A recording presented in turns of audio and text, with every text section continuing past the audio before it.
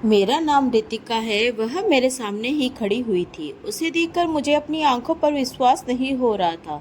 ऐसा लग रहा था जैसे मेरी आंखों का धोखा है। आखिर ऐसा कैसे हो सकता है? यह कुदरत की अजीब सी बनावट थी।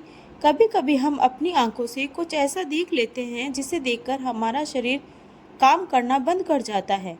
मैंने भी अपनी आंखों से एक ऐसी ही हकीकत को देख लिया था। इसके बारे में सिर्फ मैंने सुना था, मगर जब अपनी आंखों के सामने उसे देखा तो मुझे अपनी आंखों पर विश्वास नहीं हो रहा था, क्योंकि वह मेरे सामने खड़ी थी और वह बिल्कुल मेरी सोच से अलग थी। मैंने तो सोचा भी नहीं था कि जैसा लोग उसके बारे में कहते हैं वो बिल्कुल ऐसी ही होगी। मुझे लगता था कि लोग मुझे चिढ़ाने के लिए ऐसा कहते हैं, लेकिन आज मुझे समझ आया कि लोग उसका नाम लेकर मुझे क्यों चिढ़ाया करते थे। अब मुझे यह जानना था कि आखिर वह है कौन, कहाँ से आई है, उसका जन्म कहाँ हुआ था, उसका और मेरा क्या रिश्ता था। मैं ये सब जानने के लिए बेचैन हो रही थी, और जब मैंने उसके बारे में सब कुछ जान लिया और मेरी आंखों के सामने जब उसकी सच्चाई खुलकर आई तो मेरे पैरों तले से ज़मीन निकल गई थी, क्योंकि वह तो मेरी ही अपनी। कभी कभी जिंदगी हमें ऐसे मोड़ पर लाकर खड़ा कर देती है जहां हम सोचते हैं कि हमें ऐसी ज़िंदगी से छुटकारा पाने के लिए क्या करना होगा। बहुत परेशान थी, मुझे अपनी ज़िंदगी से नफरत होने लगी थी। मेरा मन करता था कि मैं इस घर को छोड़कर भाग जाऊं, क्योंकि इस घर में मुझे सिवाय बेइज्जती के कुछ भी नहीं मिला था। मेरी माँ की किस्मत बहुत खराब थी, वह सारा दिन रोती रहती थी। इस घर में मेरी माँ के अलावा मुझे कोई समझने वाला नहीं था, मगर मेरी माँ को भी इस घर में कोई नहीं समझता था। मेरे पिता एक गरीब इंसान थे, वह मुझसे सीधे मुंह बात भी नहीं करते थे। उन्हें बेटियां बिल्कुल भी पसंद नहीं थी। ना जाने वह मेरी माँ से किस बात पर झगड़ा करते रहते थे, क्योंकि मैंने अक्सर देखा था कि मेरी मम्मी पापा कमरे में बंद होकर एक दूसरे से झगड़ते रहते थे। अपने झगड़े में वह दोनों इतने बिजी हो जाते थे कि उन्होंने कभी अपनी बेटी पर ध्यान ही नहीं दिया था। कभी कभी मेरी मम्मी का ध्यान मुझ पर चला जाता था, वह मेरी फिक्र कर लिया करती थी। मगर मेरे पापा ऐसे थे जो मुझे ज़्यादा से ज़्यादा इग्नोर किया करते थे। मुझे अपने पापा की इस तरह की बेरुखी बहुत परेशान करती थी। मेरी मम्मी चाहती थी कि मैं हाई एजुकेशन कंप्लीट करूं, मगर ऐसा करने के लिए मुझे मेरे पापा सपोर्ट नहीं करते थे। जब तक मुझे पापा सपोर्ट नहीं करते तब तक कुछ भी पॉसिबल नहीं हो सकता था, क्योंकि मेरी मम्मी तो जॉब नहीं करती थी और पापा को यह बात बिल्कुल भी गवारा नहीं थी कि मम्मी उनकी सैलरी से पैसे निकालकर मेरी एजुकेशन पर लगाए। मम्मी पापा की आपस में बिल्कुल भी नहीं बनती थी। बड़ी मुश्किल से मम्मी मुझे पढ़ा लिखा रही थी। मम्मी पापा अपने झगड़े में इतने बिजी रहते थे कि अपनी बेटी की परवरिश भी ठीक से नहीं कर पा रहे थे। कभी कभी तो मुझे ऐसा लगता था जैसे मैं इन दोनों की बेटी ही नहीं हूँ। काफ़ी समय से मैं इस बात को जानने की कोशिश कर रही थी कि आखिर मेरे मम्मी पापा किस बात पर झगड़ा करते हैं, मगर उनके झगड़ा करने की वजह मुझे आज तक समझ नहीं आई थी। अक्सर वो लोग मेरे सामने खामोश हो जाया करते थे। पापा मुझसे बात तो करते थे, मगर सिर्फ मम्मी के कहने पर। मुझे भी पढ़ने का बहुत शौक था। एक दिन मैंने अपनी मम्मी से कहा था कि मम्मी, क्या मैं अपनी एजुकेशन कंप्लीट कर सकूंगी? तो मम्मी कहने लगी, हाँ बेटा, तुम जरूर अपनी एजुकेशन कंप्लीट करोगी।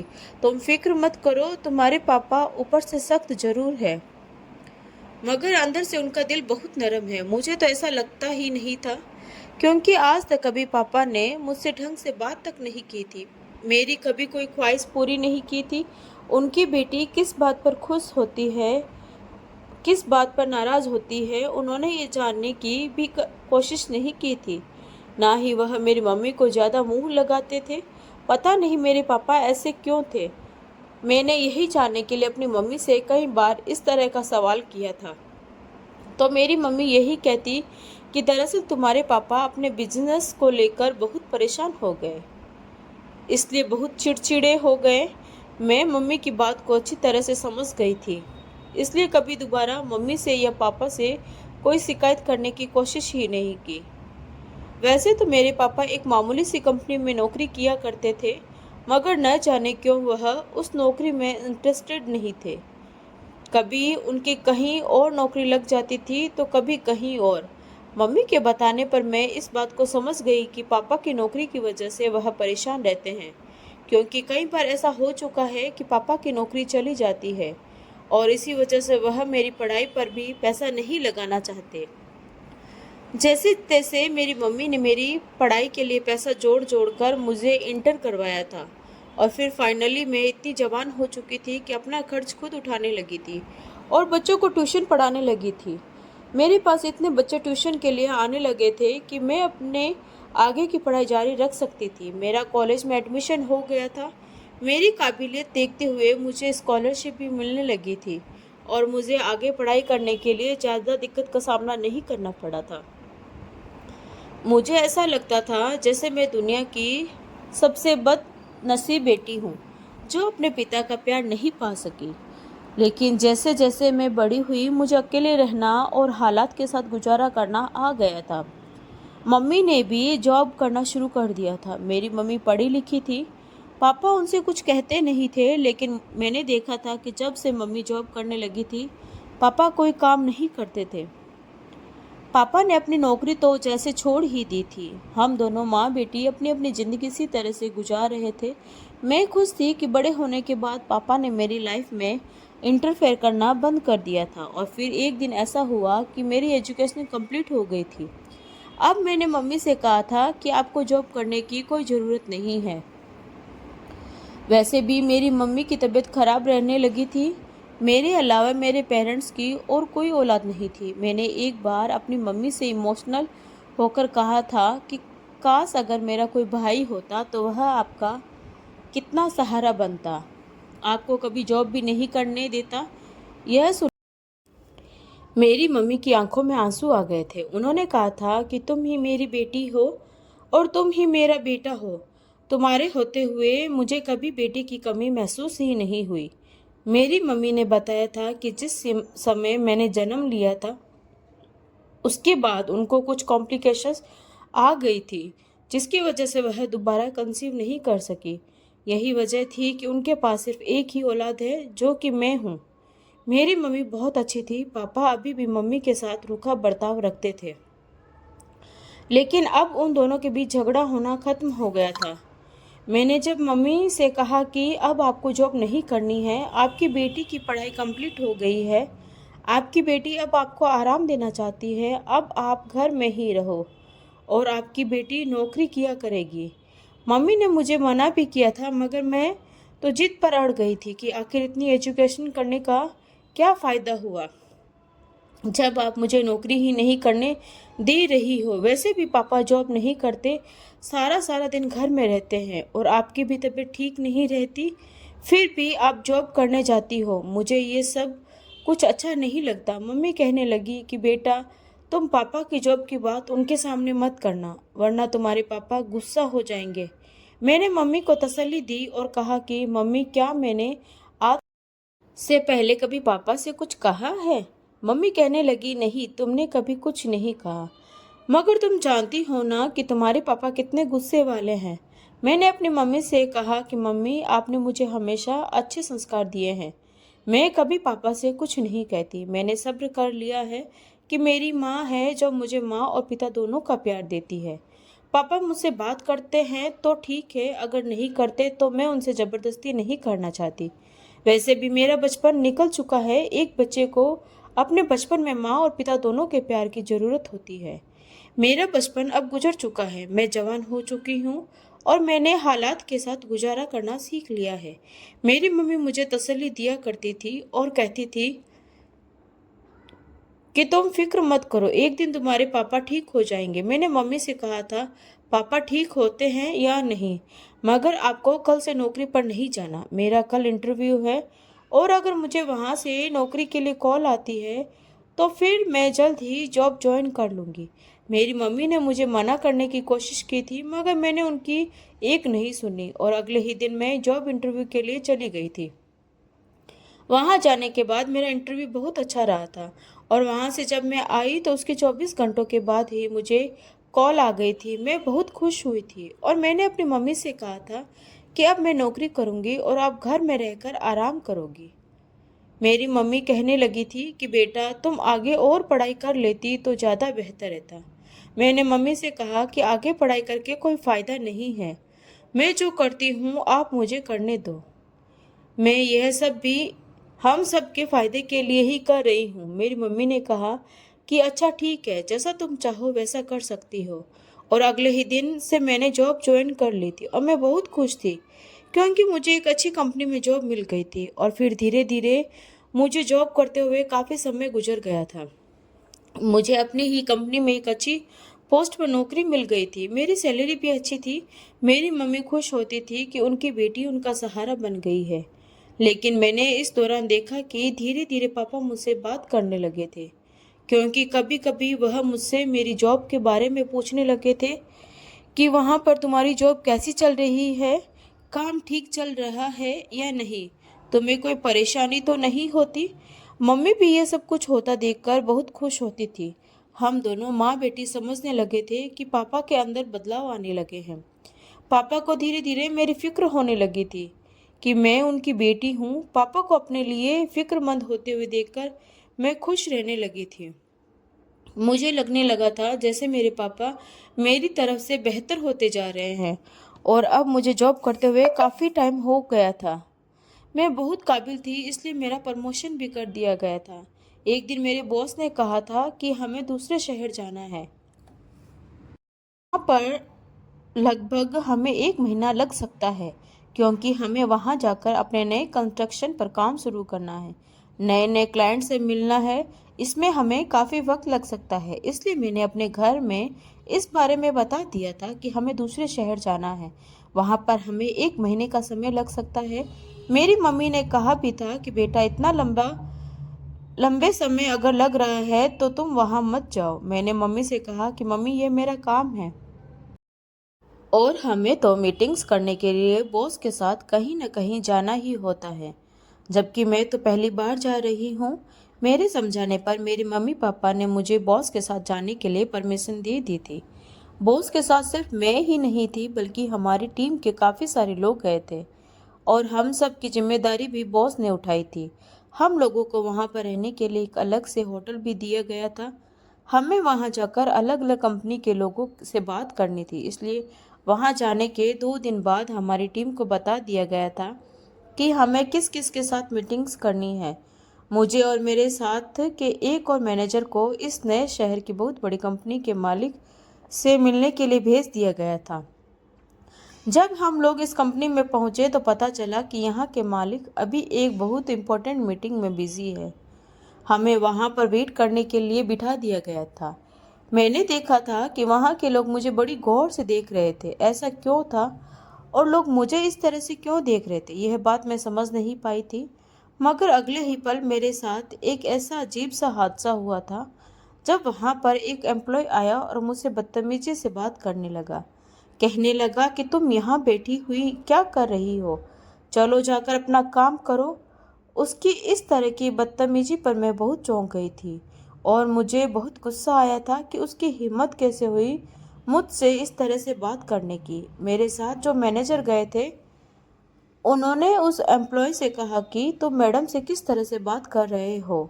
वो एम्प्लॉय मैनेजर साहब की बात सुनकर ज़ोर ज़ोर से हंसने लगा और कहने लगा, आप नहीं जानते सर इस लड़की को, यह अभी पिछले ही महीने यहाँ पर जॉब करने के लिए आई है। यह अपने काम पर ध्यान नहीं देती, बस इधर उधर घूमती रहती है। मैंने अनजान नज़रों से उस एम्प्लॉय की तरह देखा था कि वह किस तरह की बातें कर रहा था। वह एम्प्लॉय कहने लगा कि तुम्हें समझ नहीं आ रहा, चलो जाओ अपनी जगह पर जाकर बैठो और अपना काम संभालो। मेरे साथ वाले मैनेजर उससे इस बात पर बहस करने लगे कि वह मेरे साथ बदतमीजी से पेश क्यों आ रहा है। इसी तरह वहाँ काफ़ी लोग इकट्ठा हो गए थे और जितने भी लोग आए थे वह सब मुझे घूर घूर कर देख रहे थे। इस कंपनी के मालिक की मीटिंग खत्म हो गई थी। उनके सेक्रेटरी ने उनको जाकर हमारे बारे में बता दिया था, तो उन्होंने हमें अपने कैबिन में मिलने के लिए बुलाया था और उनको यह भी खबर दे दी गई थी कि यहाँ पर हमारे कुछ एम्प्लॉयज़ के साथ बहस हो गई है। उन्होंने हमारा अच्छी तरह से वेलकम किया। जब उन्हें पता चला कि उनकी कंपनी के एम्प्लॉय ने मेरे साथ बहुत बदतमीजी की है, तो उन्होंने उससे माफ़ी मंगवाने के लिए अपने कैबिन में बुलाया था। ऐसा पहली बार हुआ था कि यहाँ के लोग मुझे इतनी अजीब नज़रों से देख रहे थे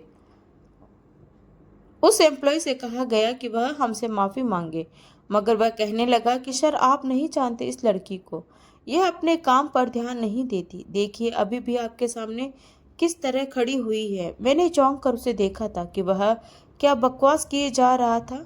अब की बार तो मैं बोल पड़ी थी और मैंने कहा, सर क्या आपकी कंपनी में इसी तरह लोगों की बेइज्जती की जाती है? उन्होंने कहा कि नहीं नहीं मैडम, आप फिक्र मत कीजिए, इस एम्प्लॉयज़ को हम अभी नौकरी से निकाल देते हैं। हमें नहीं पता था कि यह काम पर ध्यान नहीं देता, बल्कि यहाँ आने वाले लोगों की इंसल्ट करता है। बेचारा एम्प्लॉय ज़ोर ज़ोर से चीखने लगा और कहने लगा, सर मुझे माफ़ कर दीजिए, यह दीपा मुझ पर इल्ज़ाम लगा रही है। यह खुद काम पर ध्यान नहीं देती और मुझसे कहती है कि मैं बदतमीजी कर रहा हूँ। मुझसे तो मैनेजर साहब ने कहा था कि मैं इस दीपा पर नज़र रखूं। अब जब मैं सबसे इसकी शिकायत कर रहा हूं तो यहाँ कोई मेरी बात सुनने के लिए तैयार नहीं है। तभी वहाँ तीन लोग आए और उन्होंने कहा कि सर यह सच कह रहा है, यह सच में काम पर ध्यान नहीं देती। मैं चौंक कर इधर उधर देखने लगी। मैंने अपने मैनेजर से कहा, यह सब लोग क्या बकवास कर रहे हैं? कौन है यह दीपा? मेरे साथ के मैनेजर कहने लगे, सर यह दीपा नहीं है, बल्कि यह तो हमारी कंपनी के हेड मैनेजर मिस रितिका है और हम लोग हापुड़ से यहाँ आपके साथ मीटिंग करने के लिए आए हैं। आपको तो पता है ना कि हमारी पूरी टीम यहाँ पर आई हुई है और हमारे बॉस ने टीम के सारे ही वर्कर्स को अलग अलग कंपनी में उनसे मीटिंग करने के लिए हमें भेजा है। मैंने भी कंपनी के मालिक मिस्टर शुक्ला से कहा था कि मैं इस कंपनी की कोई एम्प्लॉय नहीं हूँ, बल्कि मैं तो पहली बार यहाँ पर आई हूँ। मगर वो एम्प्लॉय ना जाने क्या कुछ नहीं कह रहा मेरे बारे में। वह कहने लगा कि नहीं सर ये झूठ बोल रही है, यह दीपा ही है। तभी एक लड़की वहाँ पर आई और कहने लगी, आई एम सॉरी सर, मैं आपको बताना चाहती हूँ कि आप लोग बेवजह इस बारे में बहस कर रहे हैं। मैडम सच कह रही है कि वह दीपा नहीं है। दीपा तो अपना काम कर रही है। अभी अभी हम लोगों को पता चला कि इस डिपार्टमेंट में काफ़ी शोर हो रहा है और दीपा की जैसी ही एक लड़की यहाँ पर आई हुई है, तो मैंने सोचा कि मैं भी देख आती हूँ कि वह लड़की कौन है। दरअसल इन मैडम की शक्ल बिल्कुल दीपा की तरह है। उस लड़की की बातें सुनकर तो मेरे पैरों तले से ज़मीन निकल गई थी, क्योंकि वहाँ जितने भी लोग थे सब यही कह रहे थे कि आपकी शक्ल बिल्कुल दीपा की जैसी है। दीपा कौन थी जिसकी शक्ल मेरी शक्ल से मिलती थी? पहले तो मैंने अपने मैनेजर के साथ मिलकर मिस्टर शुक्ला के साथ मीटिंग की और उसके बाद जब हम लोग काम से फ्री हो गए तो मैनेजर मुझसे कहने लगे कि आज तो आपके साथ यहाँ एक नया ही हंगामा क्रिएट हो गया। मैंने कहा हाँ, मैं भी बहुत शर्मिंदगी महसूस कर रही हूँ। मैंने उनसे कहा कि सर आप मुझे थोड़ा सा टाइम दीजिए, क्या मैं थोड़ी देर उस लड़की से मिल सकती हूँ जिसके बारे में सब लोग मुझे यहाँ चिढ़ा रहे हैं कि मैं उस दीपा नाम की लड़की के जैसी लगती हूँ। सर कहने लगे कि हाँ हाँ बिल्कुल, अभी भी वहाँ के लोग मुझे बड़े गौर से देख रहे थे। मैंने वहाँ के लोगों से पूछताछ की तो मुझे बताया गया कि वह सेकंड डिपार्टमेंट में बैठी है, इसलिए हम लोग नीचे वाले फ्लोर पर आ गए थे। और वहाँ आने के बाद जब मैंने उस लड़की को देखा जिसका नाम दीपा बताया जा रहा था, उसको देखकर तो मेरी आंखें फटी की फटी रह गई। मुझे अपनी आंखों पर विश्वास ही नहीं हो रहा था। वह जस्ट मेरे सामने खड़ी हुई थी। मेरे मैनेजर और वहाँ पर खड़े हुए सब लोग हम दोनों की शक्ल को घूर घूर कर देख रहे थे, क्योंकि हम दोनों की एक जैसी शक्ल थी। वह लड़की भी मुझे ही देख रही थी। मैंने उसे कहा कि तुम्हारी शक्ल मेरी शक्ल से मिलती है, तुम कौन हो? तो वो मुझे देखकर ज़ोर ज़ोर से हंसने लगी और कहने लगी कि मैंने सुना है कि आज मेरी जगह तुम्हें मेरे सीनियर्स लोगों से डांट पड़ गई। हम दोनों तो एक दूसरे को जानते भी नहीं और देखो कितनी बड़ी मिसअंडरस्टैंडिंग हो गई। यह कहते हुए वह हंस रही थी और मैं उसकी शक्ल बड़ी हैरानी से देख रही थी कि उसकी आँख, नाक, कान, हर चीज़ बिल्कुल मेरे जैसी ही थी। मैं तो यह सब देखकर दंग रह गई थी। फिर हमारे बॉस की हमें कॉल आ गई थी, हमें दूसरी जगह मीटिंग के लिए जाना था। थोड़ी देर उस लड़की से बातचीत करने के बाद मैं अपने मैनेजर के साथ चली गई थी, मगर मैं बार बार यही सोच रही थी कि वह लड़की बिल्कुल हूबहू मेरी जैसी है। ऐसा कैसे हो सकता है? मैंने मैनेजर भी बार बार यही कह रहे थे कि तुम्हें और उसे देखकर लगता ही नहीं कि तुम दोनों के बीच कोई डिफरेंस है, जबकि वह लड़की अलग शहर से थी और मैं अलग शहर की रहने वाली थी। यह सोच सोचकर मेरा दिमाग खराब हो गया था कि आखिर ये लड़की मेरी तरह क्यों दिखती है। फिर मैंने सोचा कि दुनिया में एक ही शक्ल के कई लोग होते हैं। मुझे इस बात को ज़्यादा अपने दिमाग पर सवार नहीं करना चाहिए। वैसे भी मैं यहाँ काम के लिए आई हूँ और मुझे अपने काम पर ही ध्यान देना चाहिए। मुझे इस शहर में पूरे 1 महीने रहना था। लगभग मेरे 4 दिन गुजर गए थे। मेरा सामना फिर से इस लड़की से हुआ था। इस बार जब मेरी उससे मुलाकात हुई तो वह भी मेरे बारे में जानकारी निकालने लगी। कहने लगी कि कितना इत्तेफाक है ना कि हम दोनों की शक्ल एक जैसी ही है। मैंने उसे कहा कि हाँ, इस इत्तेफाक की वजह से वहाँ के लोगों ने मेरी काफ़ी इंसल्ट की थी। वह हंसने लगी और कहने लगी, क्या करूँ, मुझे नौकरी करना अच्छा नहीं लगता।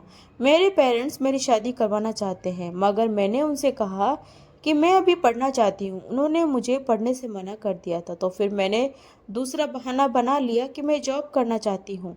मैं लगभग 3-4 महीने जॉब करूंगी, उसके बाद शादी के लिए कोई बात करूंगी। मगर मेरे पेरेंट्स है कि कहते हैं कि जॉब छोड़ दो और शादी कर लो।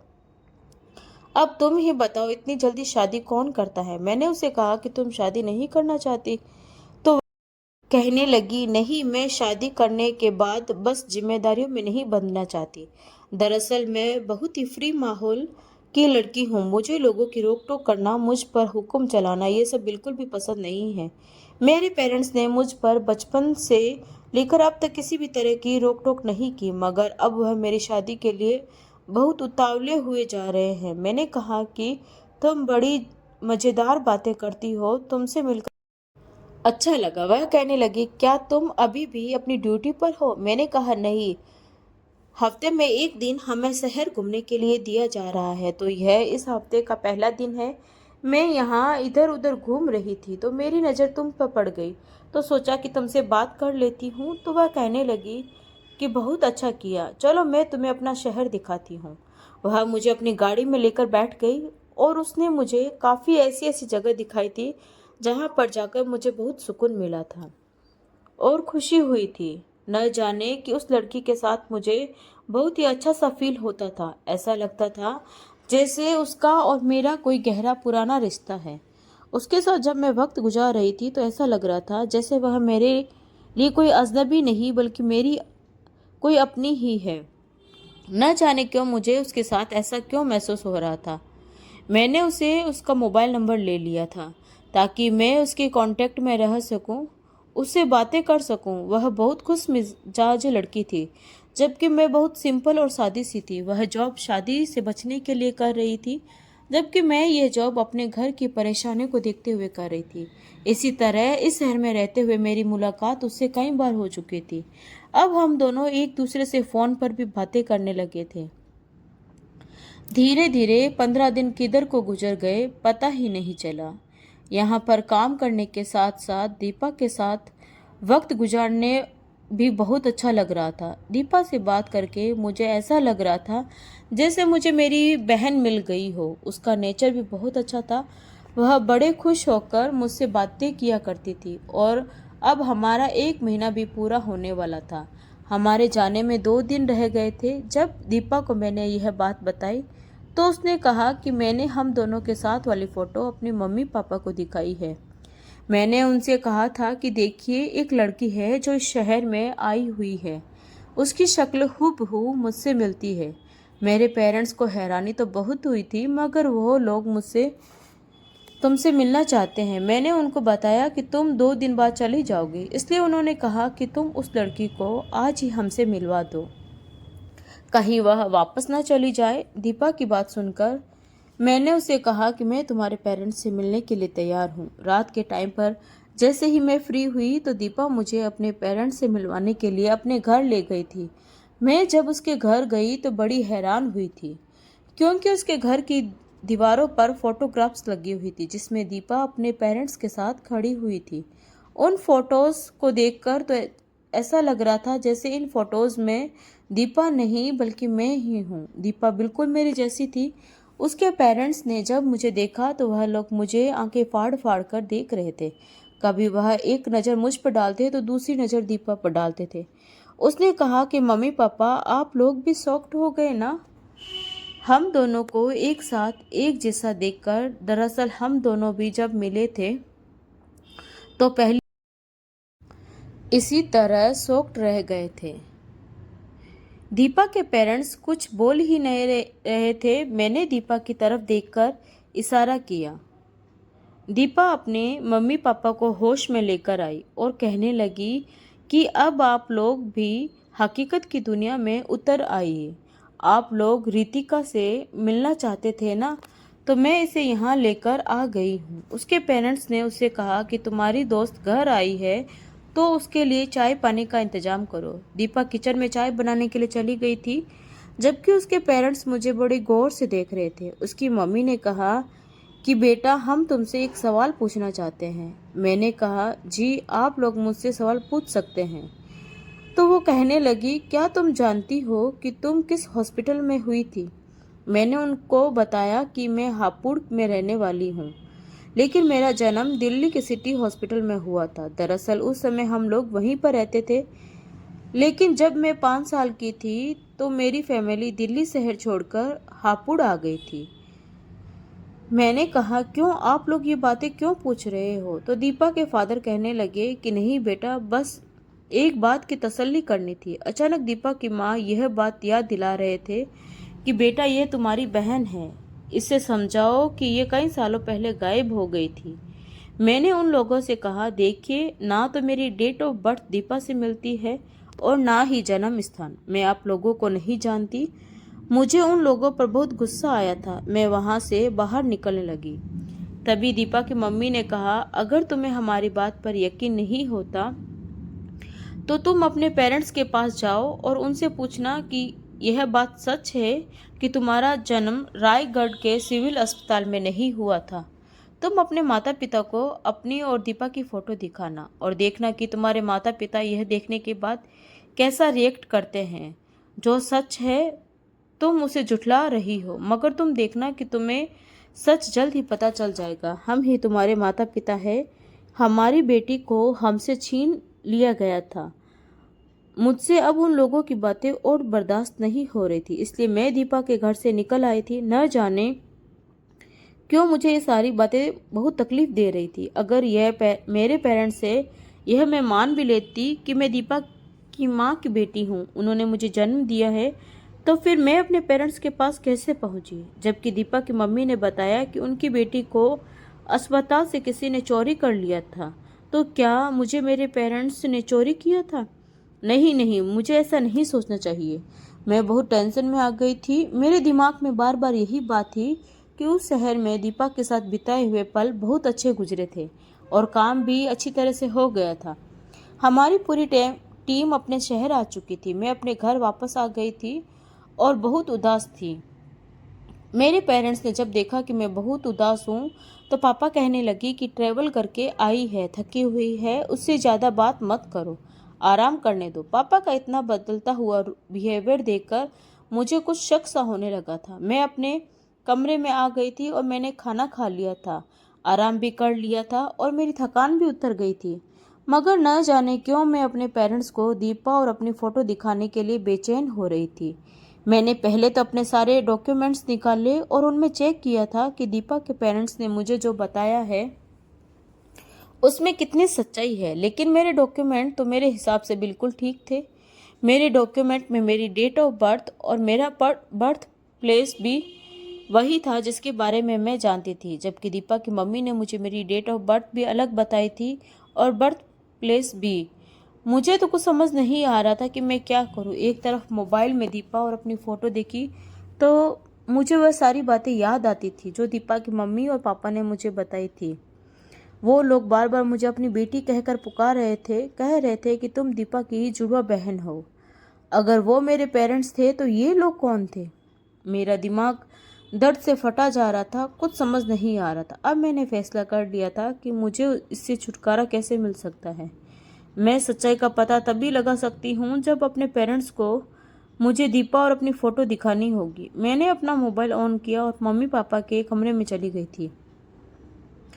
वहां गई तो देखा कि मम्मी पापा के पैर दबा रहे थे। मुझे देखकर मम्मी पापा ढंग से बैठ गए थे। मैंने मम्मी पापा को बताया था कि आज मैं आप लोगों को कुछ ऐसी चीज़ दिखाने वाली हूँ जिसे देखकर आप लोग हैरान रह जाएंगे। मम्मी कहने लगी कि अच्छा, ऐसी क्या चीज़ दिखाना चाहती हो जिससे देखकर हम हैरान हो जाएंगे। जब रितिका ने अपनी मम्मी पापा को दोनों की फ़ोटो दिखाई तब उसके पापा कहने लगे कि तुम हम दोनों के लिए नोट छापने वाली मशीन बन गई हो, इसलिए मैं तुम्हारे साथ अपना बिहेवियर ठीक करने लगा, तो मैं अपनी बेटी मानने लगा। मगर जब आज तुमने इतने सालों बाद यह हकीकत मुझ पर खोली तो मुझे वह सब कुछ याद आ गया। और अब मुझे याद आया कि मैंने उस माता पिता की गोद उजाड़ दी थी, उनकी एक बेटी को उनसे छीन लिया था। तभी तो हमारी अपनी औलाद नहीं है। जिस दिन से तुम अपने पैरों पर खड़ी हुई हो उसी दिन से मुझे तुमसे मोहब्बत हो गई। मैंने सोच लिया कि मेरी सारी जिंदगी तुमसे बात नहीं की, तुम्हें अपनी बेटी स्वीकार नहीं किया, मगर फिर भी तुमने मेरा और इस घर के लिए कितना सोचा। तुम हम लोगों के लिए नौकरी करने पर उतर आई। तुम हमारी ना होते हुए भी हमारा कितना ख्याल रखती हो। शायद हमारे अपनी औलाद भी ऐसा ना करती। मुझ जैसे चोर बाप की बेटी शायद चोर ही होती, मगर तुम तो शायद किसी ईमानदार बाप की बेटी हो, किसी मेहनती बाप की बेटी हो। तुम्हारी रगों में उस इंसान का खून दौड़ रहा है, तभी तो तुम इतनी मेहनत करती हो और हम लोगों के लिए भला ही सोचती हो। मेरे पेरेंट्स मेरे आगे हाथ जोड़कर खड़े हुए थे। मैंने सोच लिया था कि मुझे अपने इन्हीं पेरेंट्स के साथ रहना है, अपने रियल पेरेंट्स के साथ नहीं रहना, क्योंकि मेरा इनसे बचपन का नाता है। मैंने आंख खोलते ही इन्हें अपने पेरेंट्स के रूप में देखा। तो फिर यही मेरे पेरेंट्स हैं। मैंने इन लोगों को बता दिया था कि मैं आप लोगों को छोड़कर कहीं नहीं जाऊंगी और हमेशा आपके ही साथ रहूंगी। मेरे पेरेंट्स बहुत खुश हो गए थे। मेरे पापा ने भी बचपन से लेकर अब तक मुझसे माफ़ी मांग ली थी और उन्होंने कहा कि मेरे बर्ताव के लिए मुझे माफ़ कर देना, और मैंने तुम्हें चोरी किया था उसके लिए भी मुझे माफ़ कर देना। मैं तो तुम्हें बेचना चाहता था, मगर तुम्हारी माँ ने तुम्हें मेरी ही बेटी बना दिया। शायद यही वजह थी कि भगवान चाहता था कि हम तुम्हारी परवरिश करें। शायद यही वजह थी कि मैं तुम्हें कई बार ना चाहने के बावजूद भी किसी दूसरे को ना बेच सका। अब मैं तुम्हें नौकरी करने नहीं दूंगा। मैं खुद मेहनत किया करूँगा, तुम्हारी परवरिश करूँगा, तुम्हारी अपनी कमाई से शादी करवाऊँगा। अपने पापा के दिल में अपने लिए ढेर सारी मोहब्बत देखकर मैं बहुत खुश हुई थी, जबकि मैंने दीपा और उसके पेरेंट्स से मना कर दिया था कि मैं आप लोगों के पास नहीं आना चाहती, अपने पेरेंट्स के साथ ही रहना चाहती हूँ। मैं बहुत खुश नसीब थी जिसे दो दो पेरेंट्स का प्यार मिला था, क्योंकि वह लोग भी मुझसे कभी कभी मिलने आ जाया करते थे और मैं भी उनसे मिलने के लिए चली जाती थी। मेरे पापा ने मुझे चोरी करने के बाद मेरे गलत डॉक्यूमेंट्स तैयार करवाए थे। जब रायगढ़ में मेरा और दीपा का जन्म हुआ उसके बाद मेरी मम्मी पापा मुझे लेकर यहाँ आ गए थे और दीपा के पिताजी की पोस्टिंग जयपुर में हो गई थी। मैंने अपने अडॉप्टेड पेरेंट्स के साथ रहना ज़्यादा पसंद किया, क्योंकि भले ही मुझे उन्होंने चोरी किया था, लेकिन सारी ज़िंदगी उन्होंने मुझे किसी तरह की कोई कमी महसूस नहीं होने दी थी। मेरे पापा मुझसे बात नहीं करते थे, मगर माँ बहुत अच्छी थी। उन्होंने मेरी परवरिश की और अपनी बेटी के लिए जितना हो सके उन्होंने किया था। कभी कभी कुदरत हमें ऐसे ऐसे रंग दिखाती है जो हमने कभी नहीं देखे होते, जिसके बारे में हमने कभी सोचा भी नहीं होता। मैं बहुत खुश थी, मुझे दो दो पेरेंट्स मिल गए थे, बहन का प्यार भी मिल गया था। हम सब लोग अब एक साथ हैं और बहुत खुश हैं। मेरे पेरेंट्स मेरी शादी करना चाहते हैं। उन्होंने मेरे लिए एक लड़का तलाश कर लिया। जबकि मेरी शादी हुई तो मेरे अडॉप्टेड पापा और मेरे बायोलॉजिकल पापा दोनों ने ही बराबर से हिस्सा लिया। मैंने इस बात को एक्सेप्ट कर लिया कि मेरे बायोलॉजिकल पेरेंट्स की कोई गलती नहीं थी और दीपा के पेरेंट्स ने उसकी शादी अभी नहीं की क्योंकि वह अभी शादी नहीं करना चाहती। दोस्तों, उम्मीद करती हूँ आपको हमारी कहानी पसंद आई होगी। कहानी पसंद आई है तो वीडियो को लाइक, शेयर और सब्सक्राइब जरूर करें। तो मिलते हैं एक नई कहानी के साथ। धन्यवाद।